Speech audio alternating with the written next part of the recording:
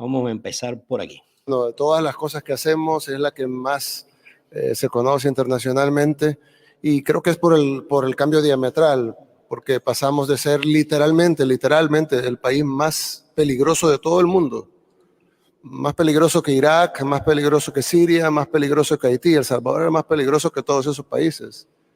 A veces nosotros vemos en la televisión imágenes de Haití o de Irak, y yo no viviría ahí. Pero los salvadoreños vivíamos en un país peor que eso, más inseguro que eso. Tal vez teníamos mejor infraestructura o había energía eléctrica, pero más inseguro que eso. La tasa de homicidios en El Salvador era 103 homicidios por cada 100,000 habitantes. Solo para poner un comparativo, la tasa de Haití actualmente es de 50 homicidios por cada 100,000 habitantes. Era el doble de la tasa actual de Haití. Y bueno, vivimos tiempos muy duros, tanto así que El Salvador tiene 6 millones de habitantes en El Salvador, pero hay 3 millones de salvadoreños fuera de El Salvador. Es decir, un tercio de nuestra población vive afuera, el equivalente a que 20 millones de argentinos vivieran afuera. Y eso es por un éxodo que derivó de dos guerras. Una guerra civil que tuvimos en los 80s, que se firmó una supuesta paz en 1992. Guerra financiada por la familia Castro.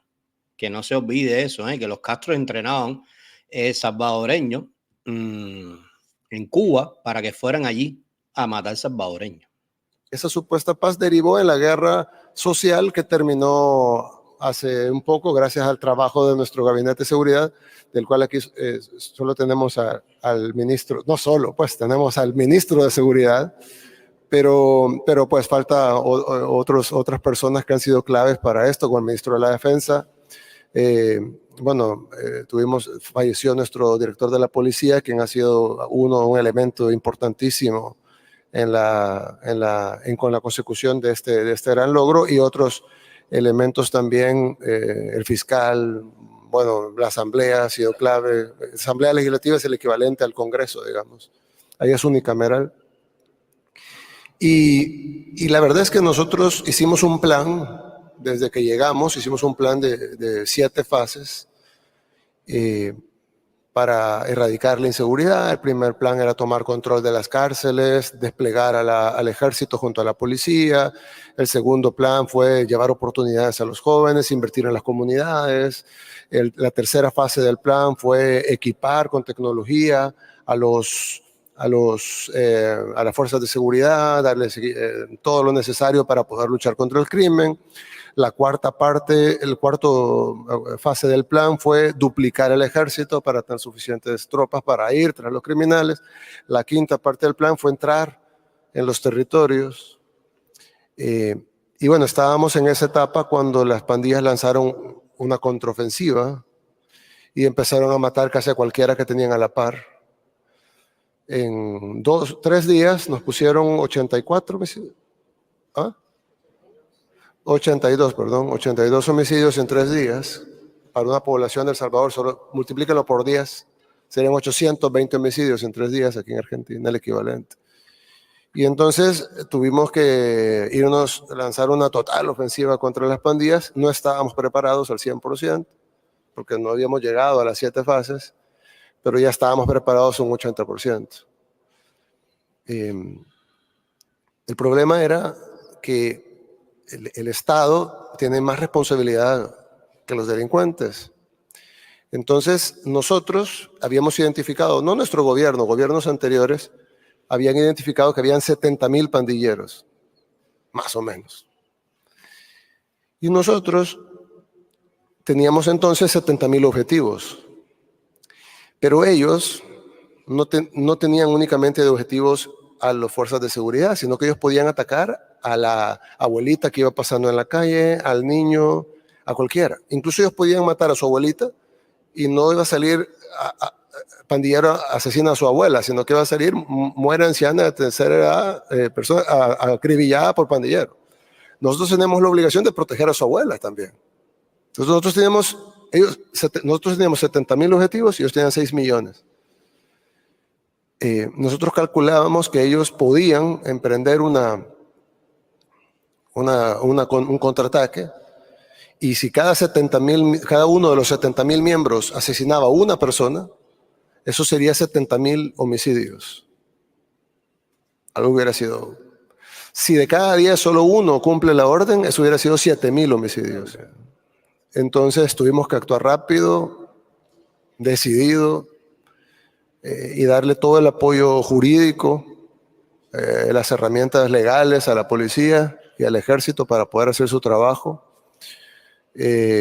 Las herramientas generalmente están en las constituciones. No conozco la constitución argentina. En el caso de El Salvador teníamos el estado de excepción. Generalmente siempre hay provisiones para calamidades. Y pues se logró hacer. Tuvimos el apoyo de las Cortes, tuvimos el apoyo de la Fiscalía, que es un ente independiente del Ejecutivo, tuvimos el apoyo del Congreso, total, tuvimos el apoyo de la gente, tuvimos el apoyo de la policía también, porque se la estaban jugando. No solo ellos en su propia persona, sino que sus familias en las casas que vivían en lugares controlados por pandilleros. Las pandillas controlaban ¿qué porcentaje del territorio, ministro? El 85% del territorio estaba controlado por las pandillas. Se pudiera imaginar entonces el 85% de los policías de la familia de los policías vivían en territorios controlados por pandilleros. Tuvimos que tomar todo eso en cuenta. Los detalles serían muy largos, con gusto se los doy, pero se nos iría la tarde. Pero tuvimos que ir contra ellos. Lo que sí es importante y lo que nosotros, cuando hay países que dicen, bueno, ¿qué podemos hacer nosotros para combatir nuestro fenómeno de delincuencia? Yo sé que el caso de Argentina no es ni por cerca lo que vive El Salvador. De hecho, Argentina es un país bastante seguro comparado con Latinoamérica. En estándar latinoamericano, Argentina es de los países más seguros. Lo que sucede es que, pues, todo es relativo, ¿verdad? Entonces, y pues el crimen tiene ya un par de años de estar subiendo en provincias como el Rosario, por ejemplo. Entonces nosotros entendemos que ustedes tienen un problema que resolver, así no sea ni por cerca el problema que teníamos nosotros. Pero nosotros siempre le decimos a cada país, porque hemos platicado con varios que tienen problemas mucho más graves que el de ustedes, menores que el nuestro, y les decimos siempre, cada país es distinto, tiene distinta legislación, distinta estructura, distinto problema. Nosotros teníamos la bendición, lo hablamos con la presidenta, teníamos la bendición de que muchos de los pandilleros se pusieron aquí Mara Salvatrucha, ¿verdad? Entonces era bien fácil identificarlos, ¿no? Algunos, no a todos, pero un buen porcentaje se ponían la pandilla en la cara, ¿verdad? Y los que no la tenían en la cara la tenían en el pecho, entonces solo era, levántese la camisa, ¿verdad? Mara Salvatrucha. Entonces tuvimos la ventaja, pero cada país es distinto, cada fenómeno es distinto, algunos tienen más que ver con el narcotráfico, otros tienen más que ver con fenómenos sociales, otros son una combinación, como el caso de Colombia, etcétera. Pero sí hay algo que nosotros nos dimos cuenta cuando lo hicimos y luego ahora a posteriori, que es más fácil analizar hacia atrás, que no lo hubiéramos logrado si no hubiéramos tenido a todos los actores del país, a excepción de las pandillas, pues, por supuesto, pero a todos los actores del país detrás del plan. Hasta los medios de comunicación que son sumamente hostiles con nosotros, la mayoría, no todos, pero la mayoría, por lo menos las televisoras, se pusieron de nuestro lado, cuando habían sido sumamente hostiles. Pero es que creo que había sido tanto sufrimiento que cuando fuimos contra ese tema en específico, la gente dijo, no, es hora de que... Incluso recuerdo que organismos internacionales que empezaron al principio empezaron condenándonos, no oficialmente, pero sí como emitiendo condenas por la acción del Estado, que muy brutal o algo, cuando realmente no hubo una sola baja civil. No es cierto que fue una acción brutal. Fue masivo, pero no brutal. Pero emitieron condenas y todo. Y fue clave eso, fue clave tener la unión de todos los sectores del país en decir, tenemos que hacer esto, porque nadie nos va a arreglar nuestros problemas. La gente puede colaborar, pero que van a arreglar nuestros problemas, solo lo vamos a arreglar nosotros. Y requería toda esa unión de factores, incluso qué hubiera pasado si hubiéramos llevado a los primeros 1,000 pandilleros arrestados y los hubieran dejado libres a los 3 días.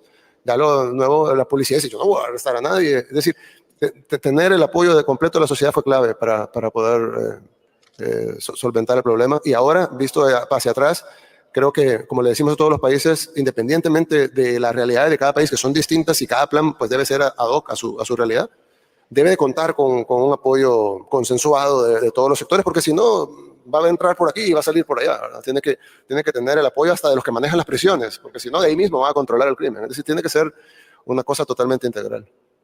La senadora por la provincia de Santa Fe, cuya principal ciudad también es Rosario, quiere hacerle una pregunta. Buenas tardes. Porque es una rueda de prensa, qué bien, mejor todavía. Presidente, gracias, presidente. La verdad que, bueno, como bien le decía la presidenta del Senado, Victoria Villarroel, yo soy de la provincia de Santa Fe, ciudad de Rosario, que tenemos un problema muy grave con el narcotráfico. Nosotros llegamos incluso a quintuplicar la tasa de homicidios de la media nacional. Afortunadamente, con el cambio de gobierno a nivel nacional y provincial y el trabajo en conjunto, la situación de los homicidios bajó sustancialmente. Me sentía muy identificada cuando recién usted decía que mataban a gente inocente, iban por la calle y mataban a un inocente para llamar la atención. Nosotros sufrimos exactamente lo mismo. Estuve charlando mucho con su ministro de Seguridad y Justicia respecto de lo que ustedes trabajaron, pero me gustaría hacerle una pregunta que tiene que ver con el territorio, ¿no? Con el tema del manejo del territorio y en específico de los jóvenes. Un problema que nosotros tenemos es que muchas veces los jóvenes tienen viviendo en el mismo barrio a un narcotraficante que tiene la mejor casa, los mejores autos, las mejores zapatillas, mejor teléfono. Y para conseguir eso, trabajando honestamente, muchas veces les lleva demasiado tiempo y parece muy tentador. ¿Cómo hicieron para atraerlos hacia lo que corresponde? Gracias. Qué preguntita. Sí, gracias. La verdad es que la mayoría de estudiosos sobre el tema dicen que el gobierno debe de llegar con opciones. Dicen que el gobierno debe llegar con opciones de cultura, educación, salud, oportunidades de empleo. Nosotros, desde que estábamos en la alcaldía de la capital, que era, digamos, uno de los lugares más peligrosos, trabajamos en eso con la juventud, pero nos dimos cuenta que realmente el diagnóstico está un poco errado. Porque si bien es cierto, y nosotros lo aceptamos, y yo le he dicho esto públicamente, que el problema de El Salvador principalmente devino de las injusticias de la sociedad. Es decir, la mayoría de estos jóvenes se convirtieron en criminales porque la sociedad fue injusta con ellos. Muchos jóvenes no tenían familia, otros fueron reclutados a la fuerza en su momento, otros no tenían algo más que ver en su vida, solo lo que veían era eso, era el pandillero tiene más dinero, tiene vehículo, tiene, decir todo, ¿no? Dinero, la pasa bien, se viste bien, tiene novias, yo no conozco a nadie, etc. Pero llegaba el gobierno con escasos recursos a hacer un taller de artesanía y pues sí, llegaban algunos jóvenes, pero o a dar clases de inglés o a hacer algo incluso más cool, de breakdance o algo, pero y estaba bien, ¿no? No es que eso esté mal, pero el problema es que cuando el gobierno debió haber dado, en todo caso, a la familia, a la sociedad, digamos, no el gobierno, la sociedad, incluyendo el gobierno, debió haberle dado oportunidades en ese entonces, cuando el muchacho tenía 8 años, 6 años y podía cambiar. Pero ya el otro, el que vive enfrente, que tiene la casa grande con los vehículos y todo, él no va a cambiar. Y no va a cambiar por 2 razones. La primera razón es porque ya él es malévolo, pues es una persona mala. Se hizo mala por 200 razones, pero ahora ya es malo. Y la otra razón es porque no hay un incentivo realmente para cambiar. No hay forma que el gobierno le ofrezca algo más que lo que está haciendo con el crimen. ¿Qué le vamos a dar? Un empleo de salario mínimo, el doble del salario mínimo, el triple del salario mínimo. Para empezar, el gobierno no es para eso. Y en todo caso que lo hiciéramos, si gana lo que quiere con el crimen. Yo le decía, una vez, le decía a una multilateral, ellos me dijeron, textualmente me dijeron, tú sabes que no puedes acabar con el crimen de un solo. Yo le dije, ¿por qué? Y me dijeron, no por la capacidad técnica de acabarlo, sino por el golpe en la economía. Y yo le dije, ¿pero cuál golpe en la economía? Bueno, ¿cuántos pandilleros tienen? Y el 70,000. Son 70,000 empleos. Porque esa gente que gana dinero de manera ilícita, está mal, pero luego ese dinero va al hogar y luego el hogar lo gasta de manera lícita. Ese hogar compra pañales para los bebés, comida para los niños, paga alquiler, luz eléctrica, teléfono, cable, internet, ropa, bebida, cerveza, la motocicleta, gasolina, saldo de celular, etc. Toda esa economía se va a caer de un solo y no va a haber una economía paralela, legal, que lo reemplace a la misma velocidad. Entonces hay que acabar, me dijo él en ese tiempo, con el crimen poco a poco para que la economía poco a poco vaya compensando la economía criminal. Tiene su lógica, ¿eh? Tiene su lógica lo que le están diciendo. Deja ver cuál fue la estrategia de Mister. Ese tipo de teorías que suenan bien para los intelectuales no aplican en la realidad. La realidad es que el crimen es crimen, punto. Y si uno lo permite, siempre van a ganar ellos en la guerra de los incentivos. Porque si viene alguien, un joven, y dice, bueno, yo no tengo muchas oportunidades, voy a vender tomates en el mercado. Vender tomates en el mercado debe ser duro. Para empezar, no es algo divertido, no es algo de lo que me siento orgulloso. Tengo que ir, cargar los tomates en el sol, llevar, venderlos, estar en un lugar tal vez no en las mejores condiciones, vender los tomates, se me van a arruinar, el producto ni siquiera es mío, tal vez lo tengo en consignación, si me arruinan me los cobran. Al final logro vender y me logro ganar $5. Y luego voy camino a la casa, llega el pandillero y me dice, a ver mis $5. Entonces, el incentivo está sobre el joven para ser pandillero y colectar los $5 y no ir a vender tomates para tal vez ganar $5 para dárselos al pandillero. Entonces, nunca se va a ganar la guerra de incentivos. Entonces, nosotros entendimos a la fuerza y con con golpes, que la única forma era ir tras el pandillero y arrestarlo. No para castigarlo, sino para sacarlo de la sociedad. Él tiene que estar fuera de la ecuación. Él no puede llegar a cobrar. Entonces el joven ya ahora piensa en sus nuevos incentivos y dice, bueno, ¿qué hago? ¿Me hago pandillero para que me lleven a prisión? O mejor me pongo a trabajar y gano dinero que ahora nadie me va a quitar. Entonces ahora ya puede conseguir novia además, porque ya la novia ya no es con el pandillero. El punto es de que ya los incentivos de la sociedad están hechos correctos. Y yo le decía a la persona de la multilateral, nosotros entendemos que vamos a pagar un costo económico por acabar con el crimen, pero yo le hice la analogía de un paciente con cáncer. Si a mí me dicen, mira, usted tiene un cáncer grande, con metástasis y todo, pero es curable, pero necesitamos hacer varias cirugías, quimioterapia, radioterapia, inmunoterapia, y después usted va a salir mal, bien desmejorado, pero sano. Y luego usted puede ganar peso y volver a recuperarse. Yo escogería esa opción. Yo me someto a la cirugía, me someto a la quimioterapia, me someto a la radioterapia, me someto a la inmunoterapia, quedo mal, pero me recupero. A diferencia de decir, no, yo me voy a quedar así, yo me siento bien, no me siento tan mal, pero bueno, luego el cáncer me va a terminar llevando. Entonces nosotros aceptamos pagar el costo económico. Y nosotros calculábamos, no en la parte financiera, sino desde el gabinete de seguridad, que íbamos a tener un costo de un 10% del PIB.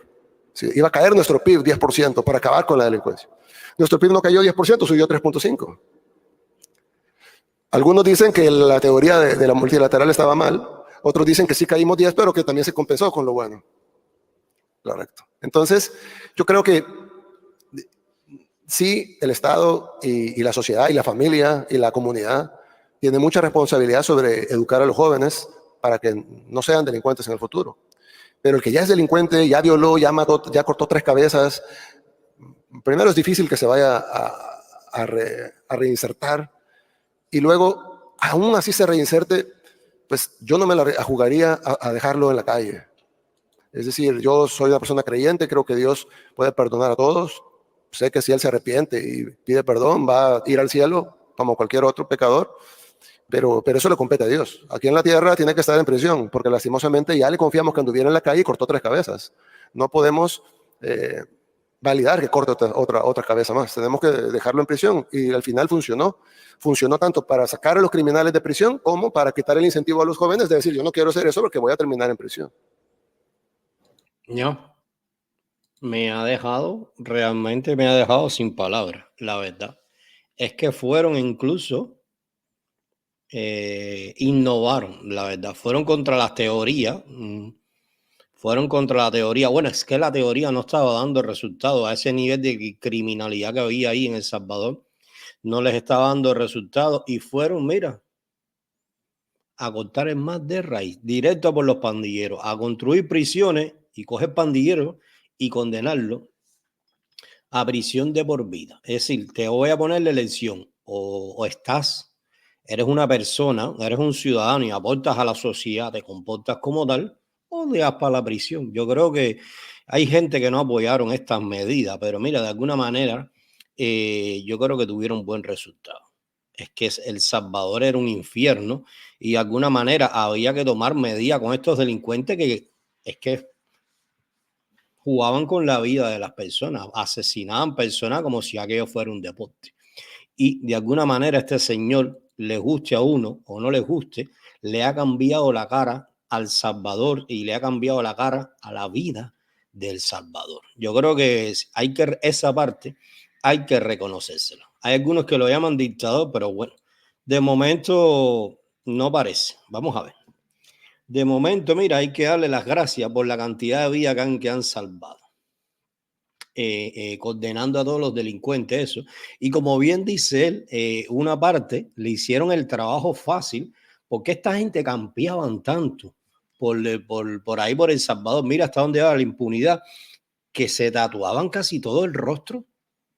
Era como una marca. Ya cuando tú veías un tipo de eso, ya tú decías, esto es un problema. Ya ver un tipo de eso era estar en problemas. Era como hacerse todos los tatuajes y ponerse los tatuajes eso de los maras salvatruchas. Ya eso era como tener un uniforme de militar. Esta gente, el trabajo que hizo Bukele, yo creo que lo convirtió al revés. Eso fue su propia condena. Y es que tú decías Salvador y lo primero que te venía a la mente eran las pandillas esas de los maras salvatruchas. yo creo que esa visión ha cambiado y muchísimo, y en parte se debe al buen trabajo. Y si de alguna manera sacrificaron la economía, pues mira que hace poquitico ya estuvieron hablando, ya empieza a mostrar signos de recuperación la economía de El Salvador. Así que le dio resultado. Hay que reconocerse. Me gustó la respuesta a esto. Sí, senador Abdala por San Luis. Gracias, presidente. Por cierto, me sumo a todos los saludos de bienvenida a nuestra querida Argentina. Es muy simple conocer tanto en las pandillas si los ciudadanos eran de El Salvador o tenían de origen extranjero, ya sean sus jefes o los soldaditos. Las pandillas iniciaron en Estados Unidos, pero lo que sucedió fue así. En los 80s tuvimos una guerra civil muy sangrienta entre un grupo guerrillero y el gobierno, básicamente un reflejo del conflicto este-oeste que había en el mundo. Y esa guerra que pues, devastó El Salvador hizo que emigrara un gran sector de la población. Esa gente emigró y obviamente la mayoría de inmigrantes van sin nada y entonces se van a vivir a guetos, una especie de guetos en los Estados Unidos. Ahí en esos guetos, en ese tiempo, dominaban las mafias, las pandillas mexicanas. Ellos dominaban el territorio y pues las pandillas, los salvadoreños tenían que ir a solicitar a la mafia mexicana si podían también vender droga y pues hacer los mismos negocios, digamos, que hacía la mafia mexicana. Obviamente hubo pleitos naturales que hay entre distintos grupos sociales y los salvadoreños decidieron formar su propia pandilla. Luego ellos, de formar su propia pandilla, se pelearon entre ellos y se formaron dos pandillas salvadoreñas, que es la Barrio 18, que es porque ellos controlaban la calle 18, y la Mara Salvatrucha, que en Estados Unidos se conoce como MS-13, porque ellos controlaban la calle 13, ¿verdad? Correcto. Controlaban la calle 13. Entonces, de la 18 para allá vendes tú y de la 13 para allá vendo yo y los mexicanos en el otro lado. La pandilla empezó a crecer como una pandilla principalmente de salvadoreños, aunque se unieron de otros países, en Estados Unidos. En El Salvador no teníamos pandilleros, nosotros no sabíamos que era un pandillero. En los 90 el presidente Clinton inició un plan de deportación de delincuentes, lo cual tienen su derecho de deportarlos, por supuesto, de quien quiere tener delincuentes en su país. Mira de las cosas que uno se entera. Mira de las cosas que uno se entera. Mira quién empezó a deportar delincuentes. Mira quién empezó con las deportaciones.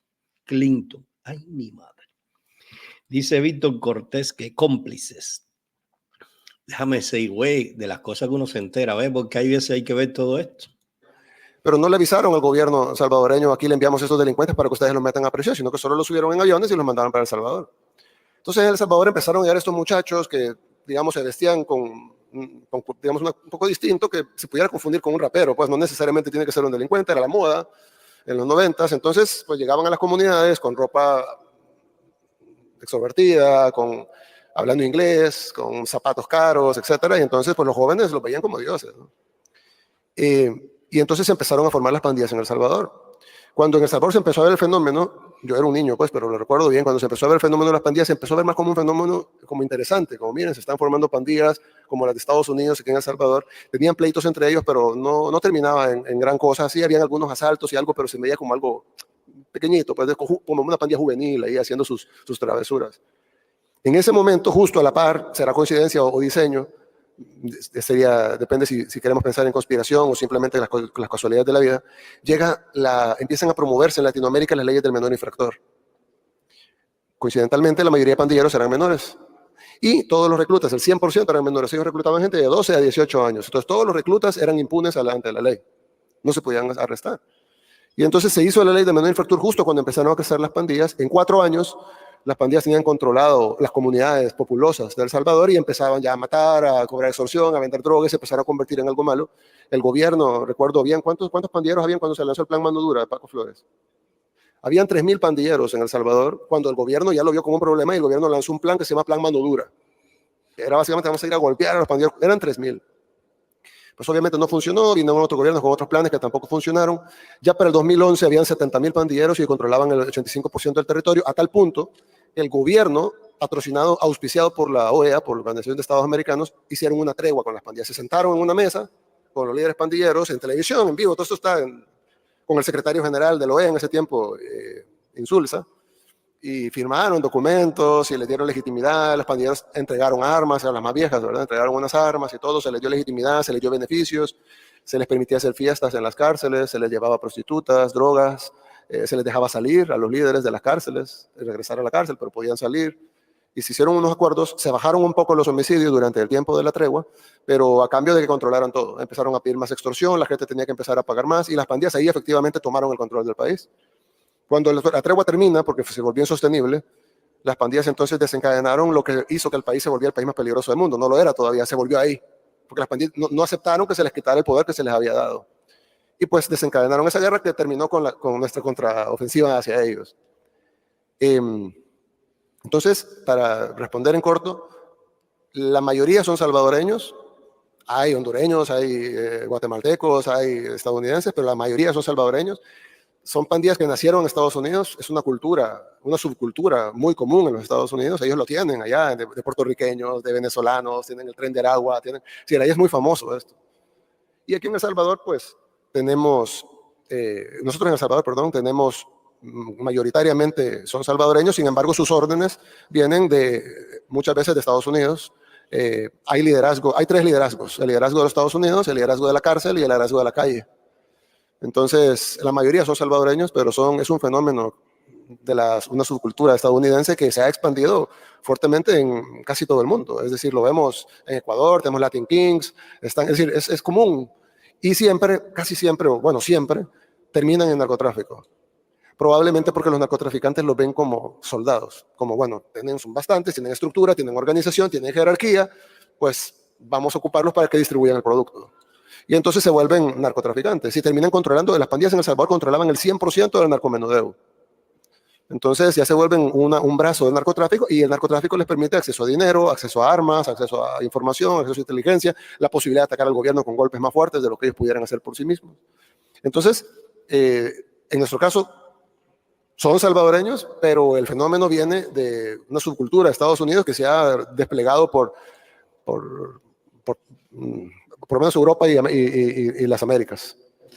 Presidente Bukele, le va a hacer la última pregunta al senador Espínola y ya luego tienen que continuar su visita con la Cámara de Diputados, pero le estamos muy agradecidos por todas las explicaciones y por el tiempo que le ha dispensado a la Cámara de Senadores.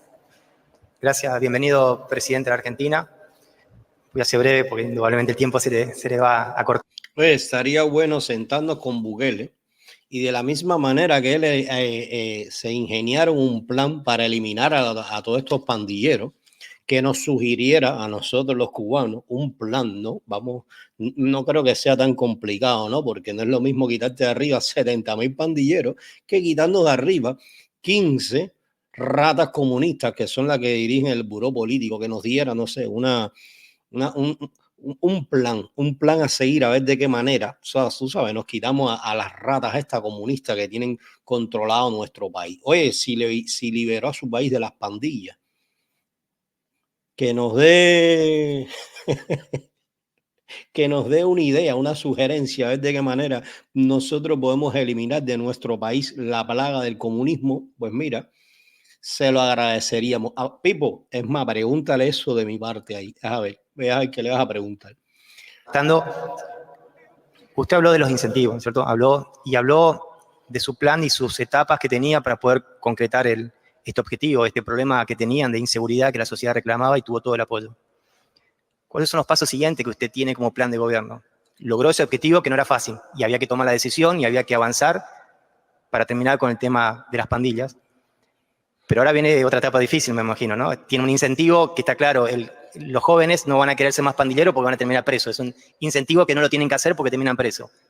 Pero falta el incentivo positivo, cómo se insertan, cómo avanza, cómo piensa en esta nueva etapa que tiene como presidente para que su país y esos sectores que todavía faltan insertarlo tengan el mejor camino para un mejor futuro. Gracias. Gracias. Sí, lanzamos la última fase del plan, que es una fase de inclusión, y efectivamente estamos trabajando no solo con los jóvenes, principalmente los jóvenes porque son el caldo de cultivo más fácil para los delincuentes, pero no solo los jóvenes, incluso estamos trabajando con la tercera edad, con las comunidades.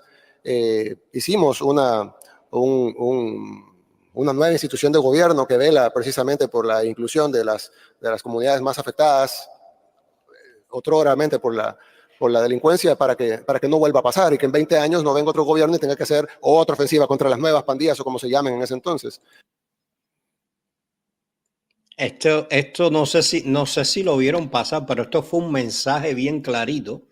Esto fue bueno, a menos que suceda otra cosa, ¿no? Pero esto fue un mensaje bien clarito para los que lo llaman dictador. Fíjate lo que digo. Estamos haciendo este trabajo, queremos que siga, o sea, que sea un trabajo a largo plazo para que en 20 años, es decir, no planea estar 20 años en el poder. No va a ser un Putin, no va a ser un Stalin, no va a ser un Mao Zedong, no va a ser un Calón en jefe, no va a ser un Raúl Castro, no va a ser un Ortega y no piensa ser ni un Chávez ni un Maduro. En cuanto a la estancia en el poder, a la estadía, es decir, no piensa convertirse en un dictador. Ya lo dijo clarito. De aquí a ver, es que te lo voy a poner otra vez, mira, de alguna manera te lo dijo. Preso. Pero falta el incentivo positivo, cómo se insertan, cómo por camino para un mejor futuro. Gracias. Gracias. Sí, lanzamos la última fase del plan, que es la fase de inclusión, y efectivamente estamos trabajando no solo con los jóvenes, principalmente los jóvenes porque son el caldo de cultivo más fácil para los delincuentes, pero no solo los jóvenes, incluso estamos trabajando con la tercera edad, con las comunidades. Hicimos una nueva institución de gobierno que vela precisamente por la inclusión de las comunidades más afectadas, otroramente por la delincuencia, para que no vuelva a pasar y que en 20 años no venga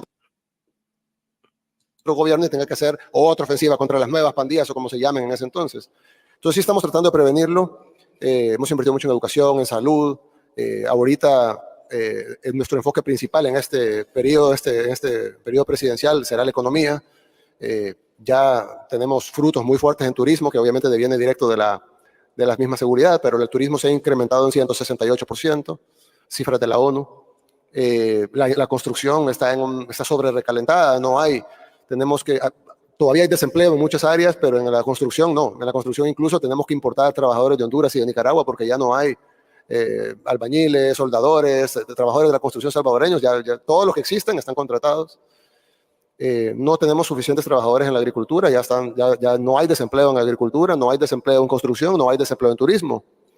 Oye, lo que está diciendo es bien cierto, porque yo recuerdo, yo creo que una vez lo estuvimos comentando acá, no hace mucho, yo no sé si fue, no recuerdo dónde lo fue que lo vi, pero creo que lo compartí aquí, hay una especie de proyecto para personas que se quieran establecer en El Salvador y está incluido Cuba, sí, personas que fueran profesionales, no sé, de la salud o ingenieros o que tuvieran algún proyecto, podían presentarlo en la Embajada de El Salvador, eso estando en Cuba, para emigrar a vivir a El Salvador. Es decir, se están pensando bien lo que están haciendo. Están atrayendo gente de bien, gente trabajadora, que eso es lo que necesita una sociedad para crecer. Pero recuerdo eso, había un proyecto para personas en Cuba que quisieran ir a vivir a El Salvador, a pedir una visa como emigrante. Al año creo que le daban hasta la residencia. Hay desempleo en todo lo demás, pero ya ahí vamos. Por supuesto, para ver el cambio económico hay que, como digo, esto es como los intereses compuestos, es decir, al principio no se ve porque es 1, 2, 4, 8, 16, 32, 64, pero ya cuando va 5,000, 10,000, 20,000, 40,000, 80,000, más o menos se ve, y ya cuando va medio millón, 1 millón, 2 millones, 4 millones, ya se ve más, y ya cuando va 10 millones, 20 millones, 40, ahí es donde se empieza a ver realmente el cambio de la economía. Y la economía pues trae todo lo demás. Mira, dice por acá JRBS, hasta de Puerto Rico está llevándose gente. Eso es buena señal. Eso es buena señal de que van por el buen camino y que está haciendo buen trabajo, la verdad.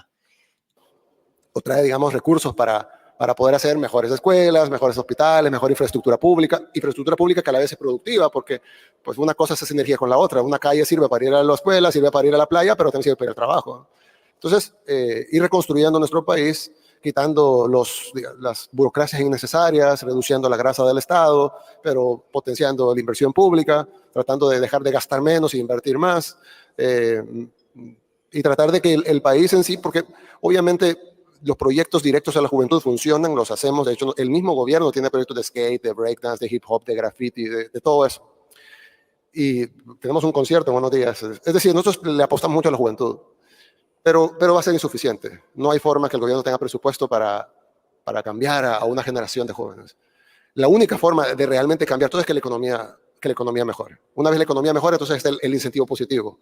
Bueno, voy a trabajar para hacer dinero, hacer un patrimonio, tener yo esa casa con los vehículos, pero de manera legal. Entonces, pues no, de la noche a la mañana no va a pasar, lo de la seguridad no fue de la noche a la mañana. Pero sí tenemos la confianza que vamos a lograr levantar la economía a la par, por supuesto, de no descuidar de que no solo sea la economía de unos pocos, sino que sea la economía de la mayoría, pues. Pero sí entendemos que tenemos que trabajar los incentivos inmediatos que podemos proveer y a la par lo principal, que es que la economía despegue para que el incentivo esté en toda la tabla, pues el incentivo esté en toda la cancha, que no haya un lugar donde el joven no puede decir, por ejemplo, ahorita, si un joven es odontólogo, probablemente está desempleado, porque hay desempleo en odontología.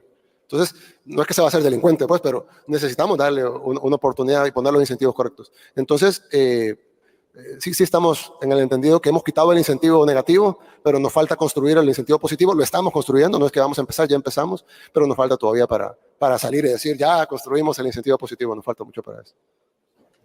Muchísimas gracias, presidente Bukele, por toda la disertación y por todo el conocimiento que ha compartido con nosotros respecto de la experiencia de los últimos años de El Salvador, y las puertas del Senado de la República Argentina están siempre abiertas para El Salvador. Muchas gracias. Nuestras puertas también están abiertas para ustedes. Gracias. Gracias.